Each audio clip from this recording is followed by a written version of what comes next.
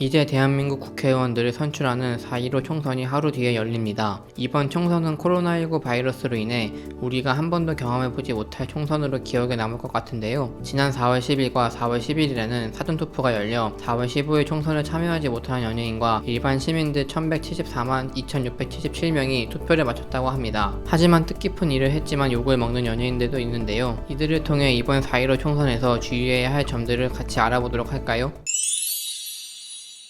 사전투표에 참여했던 연예인들 중 설현, 정우성, 안혜경 등은 지난 사전투표 기간에 투표를 마치고 평상시 선거날과 비슷하게 손등 인증샷을 올렸습니다. 그리고는 이들은 이 행동 때문에 국민들로부터 질타를 받았는데요. 4.15 총선은 코로나19 이슈 속에 열리는 중요한 국가 일정입니다. 그렇기 때문에 많은 사람들이 투표소로 몰릴 경우 투표 도장 등을 서로 만지게 되는 과정에서 집단 감염에 대한 우려가 남아 있습니다. 사전투표소에서는 비닐장갑을 나눠줘 투표 때 장갑을 껴서 집단 감염을 막으려 했습니다. 그리고 사람들이 비닐장갑을 벗지 못하게 손등 인증 또한 금지했는데요. 이들은 몰라서 그랬을 수 있지만 어쨌든 집단 감염 이슈로부터 자유롭지 못한 이 시국에 비닐 장갑을 벗고 손등에 인증을 하여 질타를 받았습니다. 그렇다면 투표장에서 우리가 주의해야 할 점은 무엇일까요? 투표장으로 출발하기 전 신분증을 지참하고 마스크를 필히 착용해야 합니다. 그리고 사회적 거리두기의 일환으로 아동을 데리고 투표소에 가는 것은 좋지 않다고 합니다. 투표장 도착 후에는 입구에서 발열 체크를 해야 하고 통과한 다음에는 손 소독제를 쓰고 일회용 비닐 장갑을 껴야 합니다. 신분증 제출 시 잠깐 마스크를 벗고 신원 확인을 한 다음에는 투표가 끝날 때까지 쓰고